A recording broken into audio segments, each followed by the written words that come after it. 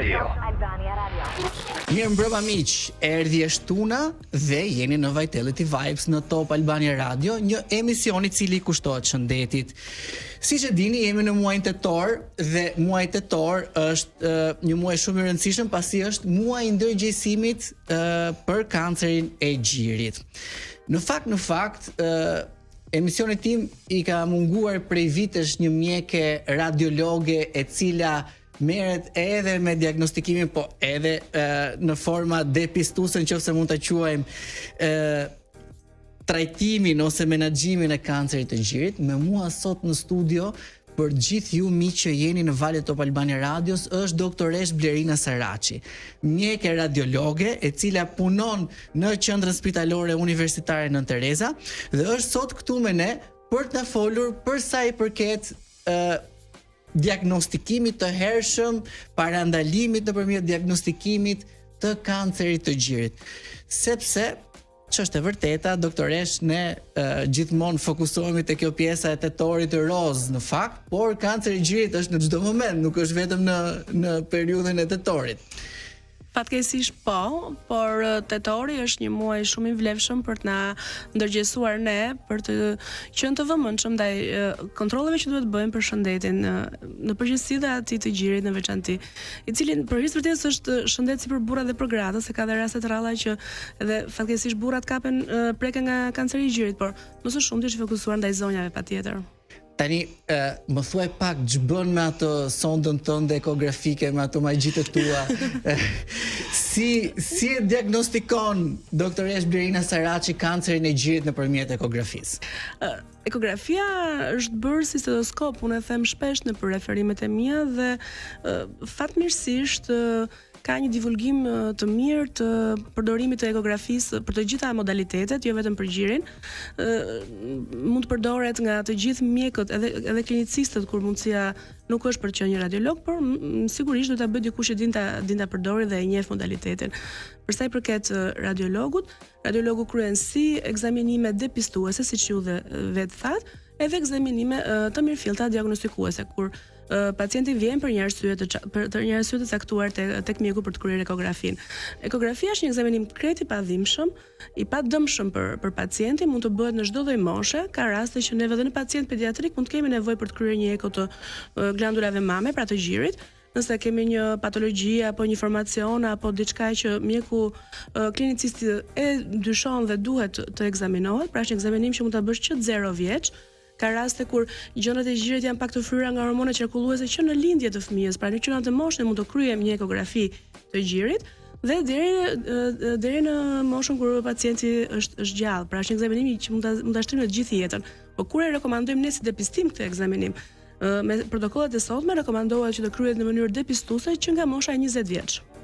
Pra që në moshën 20 vjeç, ju në një lloj mënyre përpiqeni të diagnostikoni nëpërmjet një instrumenti thjesht siç është ekografia, pa asnjë lloj rrezatimi, kancerin e gjirit. Po, çdo lloj tumori të gjirit dhe përfshirën tumoret malignë që është kanceri, po.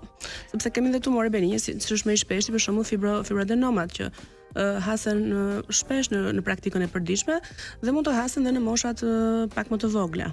Po pse që 20 vjeç doktoresha, do të thonë kaq I hershëm është kanceri I gjirit, do të thënë kaq në këtë moshë fillon apo është ulur fatkeqësisht mosha kur kemi kapur kancer gjiri, dhe kjo ka disa shkaqe shkencore, nuk është se e themi thjesht si një le të themi postulat.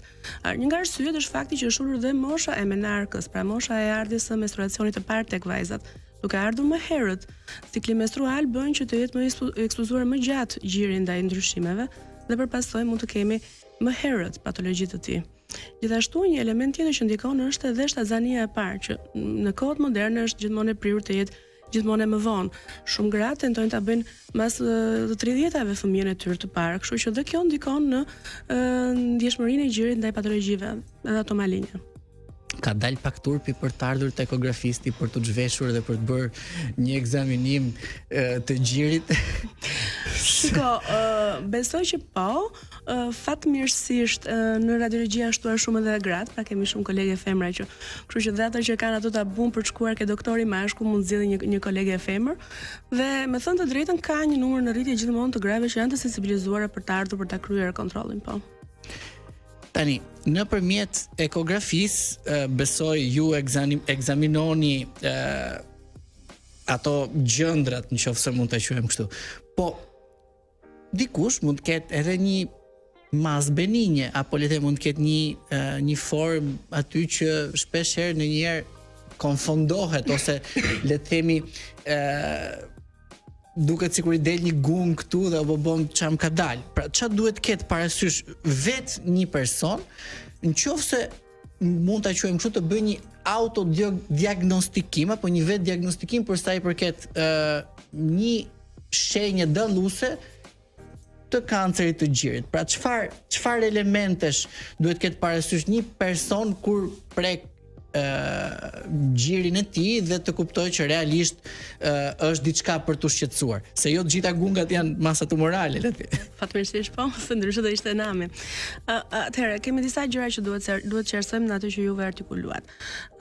Së pari, gjatë ekzaminimit nuk ekzaminohet vetëm gjiri, ekzaminohen edhe fosat aksilare, pra sqetullat, edhe zona nën qaf që janë gropat klavikulare, që do të thotë bëhet një ekzaminim i plot, jo vetëm i gjendrës, por edhe i stacioneve më të afërta të limfonodujve, sepse ndonjëherë ka forma që mund të jenë krejt të vogla në dukje, por që mund të jenë shumë agresive. Kemi pasur raste që lezioni ishte sa një maj lapsi, por ndërkohë metastazat në limfonoduj kishin shkuar. Pra, kanceri nuk është asnjëherë kaq i thjesht për tu diagnostikuar. Nuk ka një rregull matematikor, le të themi. Sigurisht që ka protokolle, sigurisht që ka qasje dhe ne zbatojmë ato protokolle, por është sfidues. Nuk është kaq i thjesht, nuk është 1+1 bëjnë 2. Për këtë jemi koshent. Për sa i përket pjesës së vet kontrollit, pastaj është i rekomandueshëm patjetër që çdo grua një herë në muaj të vet kontrollohet. Rekomandohet pjesa mbasi ka kaluar ciklin menstrual, pra dita e parë e ciklit quhet dita kur të vjen cikli menstrual, kalojnë ato ditët e ciklit, siç i njohin në zonjat, dhe dita mbasi ka kaluar këto ditët e ciklit, gjiri është më i qetë, atëherë mund të bëhet një vet kontroll. Rekomandohet të bëhet një herë në muaj. Dhe çfarë duhet preki një zonjë apo një vajzë, pra cilat pjesë të gjirit duhet prekit? Kush janë elementët, domethënë që ju le të themi keni në fokus për t'i thënë pacientit që preku këtu, dallo këtë, dallo atë. Pra, për gjithë ata që na dëgjojnë, është shumë e rëndësishme që ne t'i shpjegojmë pak në mënyrë të detajuar, ose qoftë edhe në forma të prekjes, pra njerëzit të kenë një ide ku duhet preken.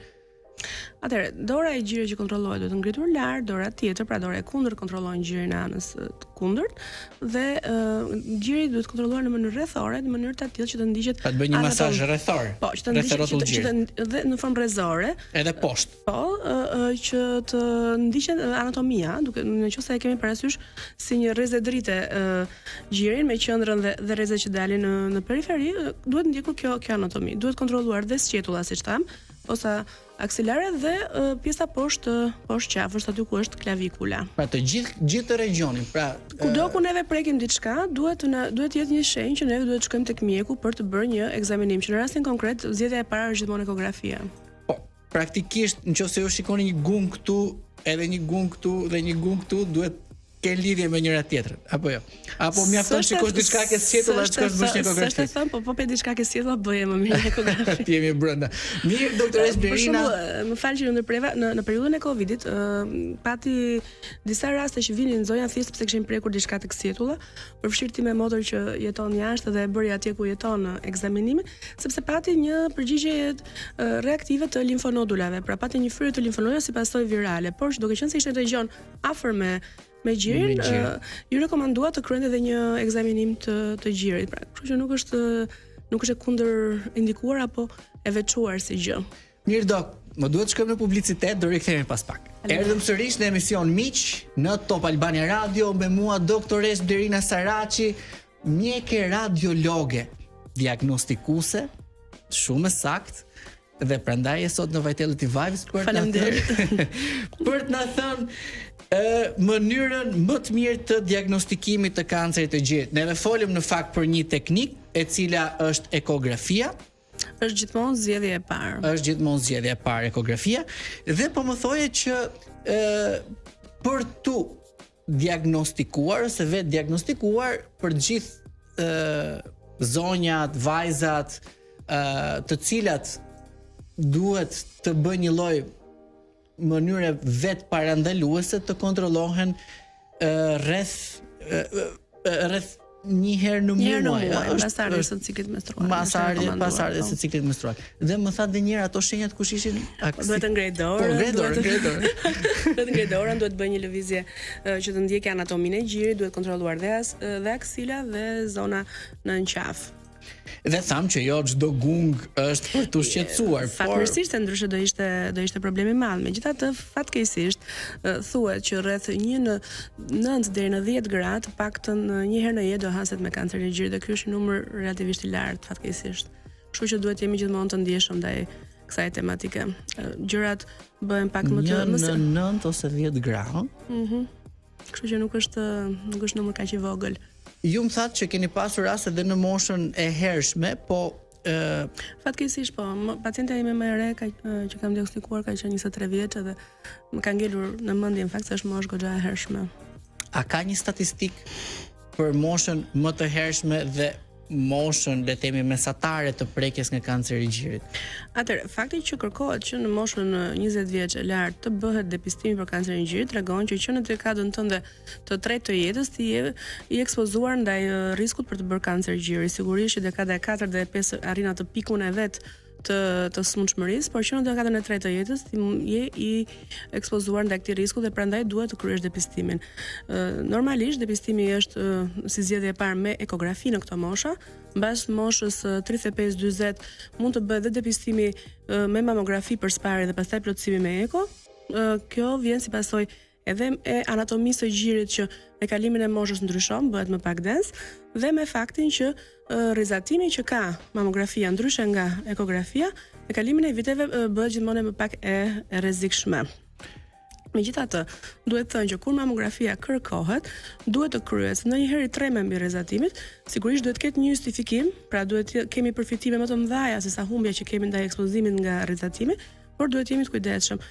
Tani metodat e reja janë gjithmonë më cilësore, përdor gjithmonë më pak rrezatim dhe ndonjëherë me shaka i them zonjave që shiko, një udhtim deri në New York është bërja e mamografisë, kështu që mos e merrni kaq me frikë. Pra, kur duhet bërë dhe mbi një farë moshe mund të jetë depistive edhe mamografia.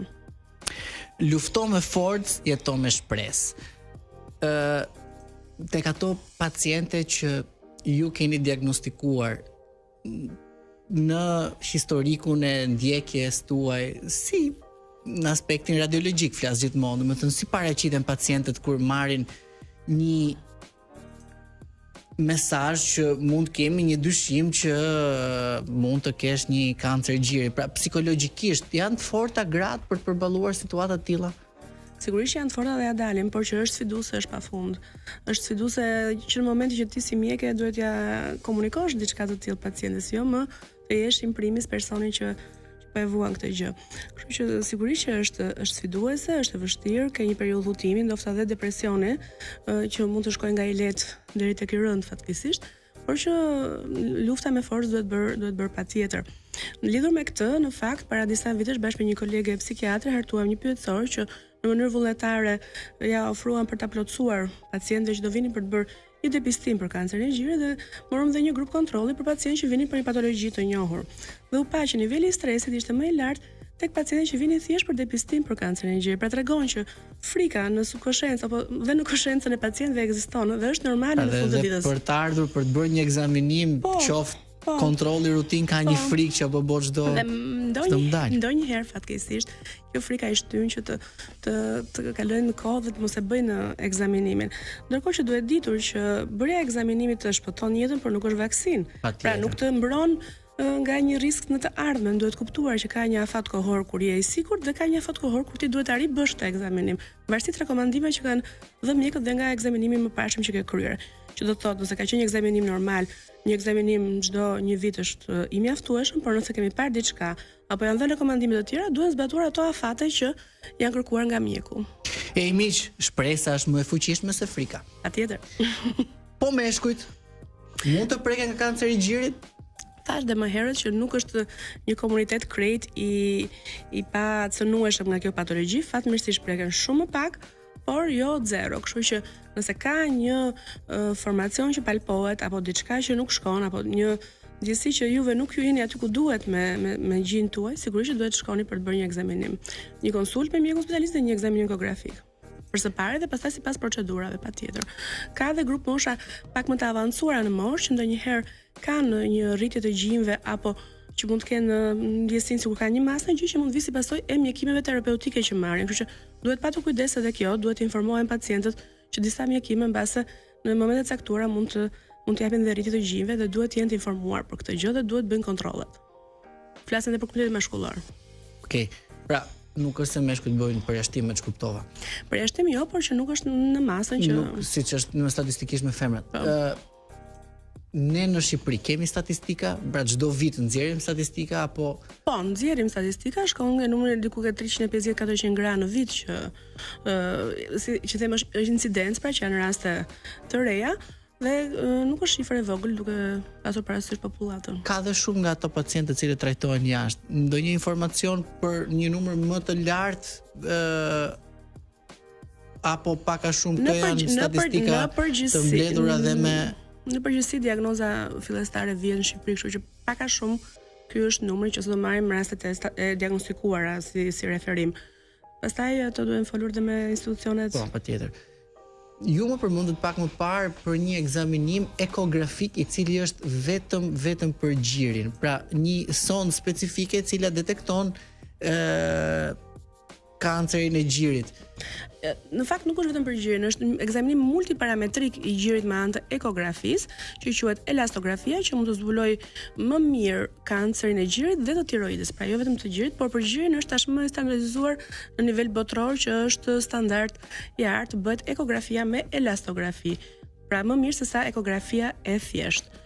Çfarë ndihmon neve në diagnostikimin e kancerit të gjirit elastografia? Na jep një informacion më të plotë për mënyrën se si sillet ky informacion që neve shohim në raport me indin përreth, pra kemi ndryshim të fortësisë së indit përreth që do na fliste për një infiltrim të indit nga formacioni, është më afër të vërtetës. Është një diagnozë më afër të vërtetës nëse kryhet me elastografi. Atëherë pse ju nuk propagandoni në temi për sa i përket elastografisë? Unë propagandoj, po. Se themi gjithmonë mamografia, po në të njëjtën kohë pas ka ekzaminime tjera. Janë dy gjëra të ndryshme, nuk duhet të ngatarojmë ekzaminimin nga ekzaminimi. Nuk mund të përjashtojmë një ekzaminim nga tjetri. Mamografia për shembull, për detektimin e mikrokalcifikimeve është standard i artë. Mund të bësh çdo ekzaminim tjetër, por për të kthyer tek mikrokalcifikimet, më mirë se shef në mamografi nuk i shef në modalitetet e tjera. Që do të thotë, me ekzaminimet imagjërike janë plotësuese të njëra tjetrës, jo përjashtuese të tyre. Pra, mamografia le themi për ça neve folëm është standard i artë. Mirë, tani unë më duhet të them që tetori ngjyroset me roz dhe ky është muaj që na kujton sa e çmuar është jeta dhe sa i rëndësishëm është kujdesi për shëndetin e gjirit. Intermedica gjatë gjithë këtij muaji ju vendos në dispozicion teknologjinë më moderne dhe profesionalizmin e mjekëve tanë për detektimin e hershëm të kancerit të gjirit, me paketa të dedikuara dhe ekzaminime të teknologjisë më të avancuar, si ekografi me elastografi dhe mamografi me tomosintezë. Bëj një hap të vogël sot drejt parandalimit. Rezervo tani konsultën tënde në një nga qendrat e Intermedica. Intermedica Life Needs Care. Në fakt, tetori roz është gjithmonë një nga ato muaj që ne bëjmë sa më shumë thirrje për ndërgjegjësimin dhe për diagnostikimin e kancerit të gjirit. Megjithatë, diagnostikimi i hershëm shpëton jetë apo jo? Patjetër. Diagnostikimi i hershëm shpëton jetë. Tetori roz është një muaj që zgjat gjithë vitin, them unë, sepse duhet të zgjasë gjithë vitin. Dhe diagnostikimi i hershëm shpëton jetë dhe cilësi jete. sepse është e rëndësishme dhe cilësia e jetës që pacienti merr. Nëse kapet në kohë, nëse kapet pa patur infiltrime të rëndësishme përreth, mund të shpëtosh gjirin, mund të shpëtosh limfonodujt e sietus dhe të qafës duke rritur cilësinë tënde të jetës. Nuk invalidizohesh me lëvizshmërinë e krahut, me dhimbjet që mund të vinë si pasojë e një kirurgjie pak më të gjerë, gjëra që janë teknike për pjesën kirurgjikale, por që duhen nditur dhe nga pacienti. Ndërsa për sa i përket asaj që marrim shkas nga mënyra e ekzaminimit që tham, mamografia. Përmendet tomosintezën. Mamografia me tomosintezën, ku dallojnë do ishte ndoshta një pyetje e pacientëve. Mamografia është okay për depistimin, është si grafia konvencionale, le të themi. Kurse tomosinteza është si skaneri. Pra, nëse njerëzit do duan të kuptojnë në mënyrë pak më thjeshtë ku dallon mamografia nga tomosinteza e gjirit. Pra, ka akoma një element më të avancuar dhe më diagnostikues se sa thjesht mamografia. Pra, mamografia me tomosintezë. Është bashk? Jo detyrimisht bërja një mamografi e përfshin tomosintezën, kurse nëse ke bërë tomosintezë është e përfshirë, pastaj është bashk. Mirë dok, më duhet të ikim sërish në publicitet. Faleminderit. Jemi sërish bashk në Top Albania Radio me mua doktoresh Blerina Saraçi, mjeke radiologe në Qendrën Spitalore Universitare Nën Tereza.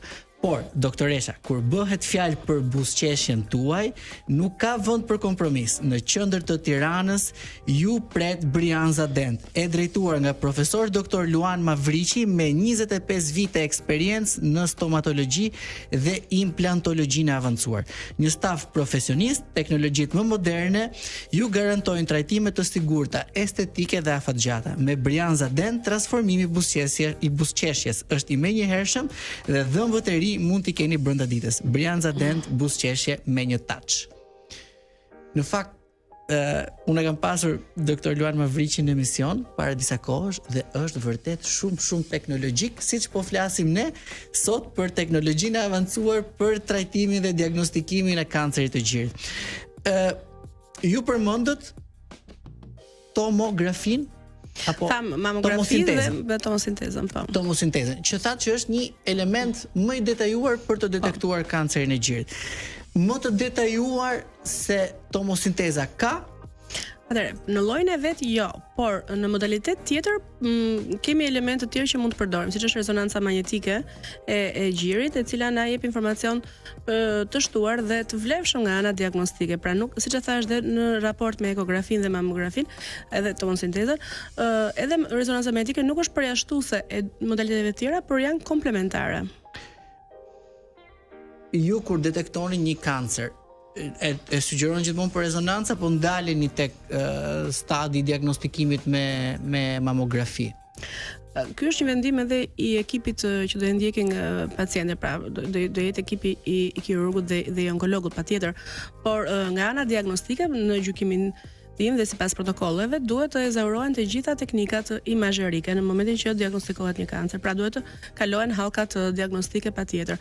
Dhe përpos hallkave diagnostike standarde që thamë fillojnë eko, mamografi apo dhe me tomosintezë edhe rezonancë magnetike, sigurisht është edhe biopsia, e cila nëse është një lezion i dukshëm në ekografi, rekomandohet të merret në ekografi.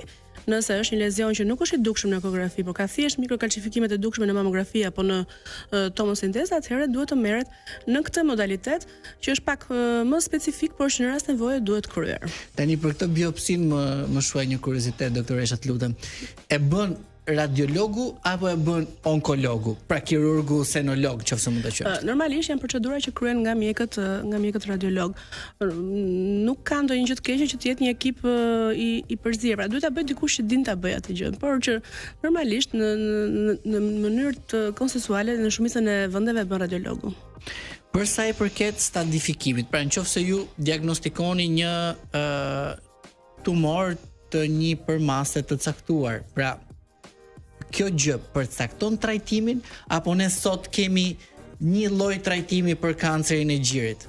Sigurisht që stadifikimi është i rëndësishëm dhe dimensionet e tumorit ndikojnë edhe në stadifikimin e tij. Patjetër, stadifikimi i tumorit ndikon në mënyrën se do trajtohet, nëse është në stadiet e hershme, përgjithsisht zgjidhet kirurgjia si alternative parë dhe në dimensione të përshtatshme. Pastaj nëse është në stadiet e avancuara, mund të lindë nevoja që të kryhen për së pari procedurat e tjera, siç është kimioterapia dhe radioterapia dhe më pas kirurgjia. Këto janë vendime në fakt që i merren në grup nga një ekip multidisiplinar ku përfshihet dhe radiologu dhe kirurgu dhe onkologu, por që sa më herët të kapet kancer në stade sa më të hershme, aq më prognozë të mirë ka. Sigurisht varet nga tipi i tij histologjik, pra varet se çdo dalin pas bërjes së biopsisë, por sa më herët aq më mirë është gjithmonë. Ne si shtet, të themi, kemi aftësinë që ta trajtojmë kancerin e gjirit, ta diagnostikojmë dhe ta trajtojmë njësoj si vendet e tjera të Europës, apo kemi mangësi diagnostikuese, nëse mund të quajmë kështu. Për sa i përket diagnostikës, që është fusha ime, them që jemi në të njëjtin standard me vendet e tjera. Për pjesën tjetër, jo se nuk kam një opinion, duke qenë se nuk është fusha ime ngushtë, do preferoja mos shprehesha. Ja u them këtë sepse në ato që kam vënë re në trajtimin e kancerit të gjirit, shumë shpesh po preferohet një trajtim me hormono dhe imunoterapi në vend të kemioterapisë. Kjo varet nga tipi histologjik dhe është një gjë që duhet konsumuar me bordet e dedikuara, pra nuk është një vendim vetëm. E lën kemioterapinë si një formë të dy trajtimi më saktë. Nuk e di, mbase mund të jem dhe i gabuar. Kjo duhet parë sipas rastit. Nuk mendoj që është e prerë me thik nuk ka lidhje domethënë vetëm me stadin apo me momentin kur është kapur dhe nuk është e prerë me thik, varet nga tipi histologjik i tumorit, përgjigjet apo jo ndaj diçkaje apo diçkaje tjetër. Nëse mund ndalim me ne disa nga shkaqet e kancerit të gjirit. Pra, vërtet ju jeni ata që diagnostikoni mirë, po disa nga shkaktarët, pra i pyesni pacientët, domethënë për gjëra të detajuara që për gjithë ata që na dëgjojnë të kenë parasysh cilat mund të jenë disa nga shkaktarët që mund të sjellin një kancer të gjirit. Ka disa shkaktarë, disa janë krejtë pavarur nga pacienti, disa mund të varen edhe nga stili i tij jetesës. Për shembull, historia familjare është shumë e rëndësishme, kryesisht linja femërore e pacientës me kancer gjiri apo që rrezikon të ketë kancer gjiri është shumë e rëndësishme. Dhe kemi një histori familjare për kancer gjiri, duhet kemi gjithmonë shumë kujdes sepse kemi risk më të lartë se sa popullata tjetër. Siç e thashë në kryet e herës, ardha e menarkës herët, pra ardha e menstruacioneve në moshë të hershme para moshës 12 vjeç është një tjetër faktor që e rrit riskun për kancer gjiri. Shtazania e parë në moshë të madhe mbi të 30-tat apo dhe mospasja e shtazanive fare ndikon negativisht sepse vetë shtazanit janë faktor mbrojtës dhe gjithëdhënia janë faktor mbrojtës për kancerin e gjirit. A gjithëdhënia është faktor mbrojtës? Patjetër, po. Është faktor mbrojtës për kancerin e gjirit. Stili i jetesës, një jetë ku kemi një stil jetese të çrregullt, me një dietë jo të korrekte, me përdorimin e alkoolit apo duhanit, të gjitha janë faktor agravues për sa i përket riskut për të bërë nëse nuk e kemi në linjën familjare për të bërë mutacione de novo dhe për të pasur kancer të gjirit. Pra, të gjitha këto ndikojnë në një kuadër të tablos dhe gjithashtu dhe zgjatja e menstruacioneve. Gratë që kanë menstruacione për një periudhë të gjatë edhe mbas të 50-tave janë më të rrezikuara se sa gratë që kanë menopauzën në periudhën e saj të normale, le të themi. Sipas jush, numrat janë arritur sepse ne po bëjmë një depistim të hershëm apo janë arritur realisht sepse gjithmonë më shumë po prekemi nga kanceri i gjirit? Diagnostikimi mund të varet dhe me faktin që ne po bëjmë depistim më të mirë, kjo pa diskutim. Por numrat rriten edhe për faktin që përmendëm më lart, pra koha e ardhjes dhe ikjes së menstruacioneve, stili i jetesës, jetësia e popullatës që gjithmonë në rritje, pra janë të gjitha faktorë që ndikojnë në bërjen e një diagnoze dhe në rritjen e numrave. Mirë, doktoresha, DJ Kedos nuk më lë rehat dhe më thotë që duhet shkojmë sërish në publicitet. Rikthehemi pas pak. Jemi në Top Albania Radio me doktoresh Blerina Saracin, mjeke radiologe, e cila ka ardhur sot në Vitality Vibes për të rrëfyer të gjitha ato eksperiencat e saj në fushën e radiologjisë diagnostikuese, mamografia, ekografia, rezonanca magnetike, depistimi i hershëm për sa i përket menaxhimit të kancerit të gjirit. Por dua ta pyes pak doktoreshën për sa i përket shanseve të mbijetesës. Nëse ne diagnostikohemi hershëm, shanset e mbijetesës janë të larta? Po, është e vërtet. Kanceri i gjirit konsiderohet ndër kancerat që nëse diagnostikohen hershëm dhe sigurisht me një tip histologjik që ta mundson, sepse në raste të rralla mund të kemi tipe histologjike që nuk ta mundsojnë shërimin e plot, quhet kancer i shërueshëm. Pra ti mund të shërohesh në 100% nga kanceri i gjirit, por duhet të mbash të rjetën në ndjekje. Pra duhet vazhdosh kontrollet periodike që është e vlefshme për të gjithë në fakt, jo vetëm për ata që kanë kaluar një kancer. Ju më përmendët pak në pushim që disa modifikime të atyre gungave, nëse mund të thoj atyre masave që ju shikoni, nëpërmjet ekografisë, kur ju shikoni shpesh herë ju japin atë indicjen që po transformohet në një situatë kancerogjene mirëfillt. Çdo gjë që ju diagnostikoni aty, e konsideroni si me vlerë për ta parë? Patjetër, siç thash, në shumicën e rasteve ne fatmirësisht diagnostikojmë tumore benigne të gjirit, jo tumore maligne. Por këto tumore benigne duhet të mbahen në ndjekje periodike, sepse dhe aty mund të në një moment të caktuar të instalohet një kancer i mirëfillt, dhe për këtë arsye duhet të jemi të kujdesshëm për modifikimet që pson dhe vetë tumori benign, që me kalimin e kohës mund të modifikojë pamjen dhe mundet nëse shihet për herë të parë të ngatarrohet me një grad më të lartë të klasifikimit BIRAT, që është klasifikimi që na orienton drejt agresivitetit të formacionit që neve shohim në gjë. Gjithashtu mund të hasim në një moment caktuar fatkeqësisht një kancer brenda një formacioni që është benign. Pra, kontrolli periodik është i vlefshëm për të gjithë, po aq më tepër tek pacientët që diagnostikohen me diçka qoftë edhe benigne, duhet të jenë të kujdesshëm të bëjnë një kontroll periodik. Është shumë e vlefshme. Kam një pyetje pak me spec në fakt. Pse? Ishi mirë deri tani. Po e kam këtë pyetjen se në fakt shumë pacientë të cilët bëjnë këto ndërhyrjet estetike për sa i përket rimodelimit të gjirit, vendosjen e implantoprotezave, pra këto kirurgjitë estetike, zmadhimi, zvoglimi etj. E rrisin shansin për të pasur një kancer të gjirit apo nuk kanë influencë? Atëherë, së pari ndahen, reduktimi i gjirit nuk konsiderohet tashmë një procedurë puro estetike. Reduktimi i gjirit në shumë vende mbështetet edhe nga sistemi i sigurimeve, sepse mund të ndikojë tek shëndeti i pacientës, pesha e gjirit ndikon dhe kirurgjikale që vijnë në nivel të drejtimit të gjirit. Pjesa tjetër është estetike.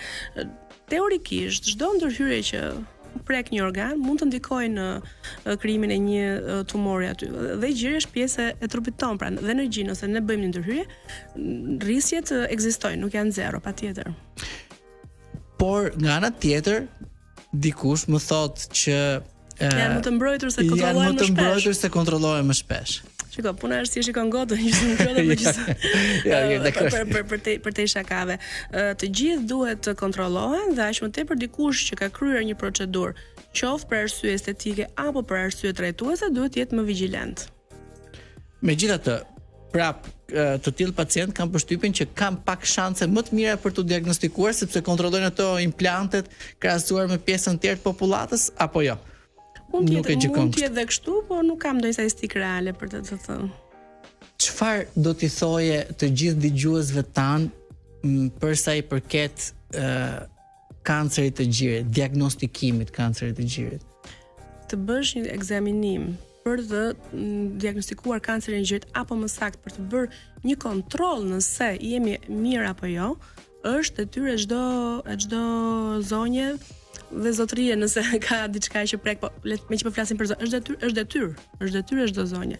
Mundësia për të bërë këtë ekzaminim ekziston. Ka rrugë pafund që mund ta kryesh. Mund ta kryesh në tetor, me që është muaj kur flitet më shumë, edhe mund të gjesh një hapësirë më të thjeshtë për ta qasur ekzaminimin. Mund të kryesh sipas sistemit referimit për protokollet që ndiqen nëpër ambulancat apo shërbimet e tjera. Pra kudo që ti ke mundësi për ta kryer një ekzaminim, kontrolli është rekomanduar ta kryesh dhe e mira është ta kryesh një herë në vit të paktën. Një herë në vit, një ekografi e thjeshtë. Nuk të bën asgjë të keqe. Miq, po të kontrolloheni, do të thotë që jeni duke parandaluar mundësinë e një avancimi më të madh të stadit të një kanceri të gjirit dhe patjetër që parandalimi shpëton jetë. Ka raste që pacienti thotë, po pse më ra mua kjo? Dhe një paciente shumë të afërt, edhe nga ana personale, I thash, po, shiko anën pozitive, e ka kapur shumë shpejt. Pra, duhet parë gjithmonë edhe ajo pjesa pozitive. Vërtet ka rënë kjo e keqe, por nëse e kap shpejt, mund ta konsiderosh në krahun kundërt si një mirësi. Kanceri i gjirit nuk përcakton cili je. Thjesht duhet të jesh më I fortë se sa ai. Doktoresh Blerina Saraçi, faleminderit që ishe sot në Vitality Vibes. Ishte kënaqësi, ishte shumë kënaqësi. Do të takohemi sërish bashk. Pse jo? Edhe ne do takohemi edhe në QSOT në fakt. Kështu që për gjithë ju miq që keni ndjekur programin ton, ju rikujtoj të ndiqni Vitality Vibes në faqen zyrtare të Top Albania Radios në YouTube në titullin Vitality Vibes. Për çdo informacion tjetër në topalbaniaradio.com, çdo artikull, çdo informacion për sa I përket shëndetit. Ju uroj një fundjavë të mbar. Bashk do të ridëgjohemi të shtunën e ardhshme dhe mos harroni, shëndeti është gjithmonë I pari. Patjetër.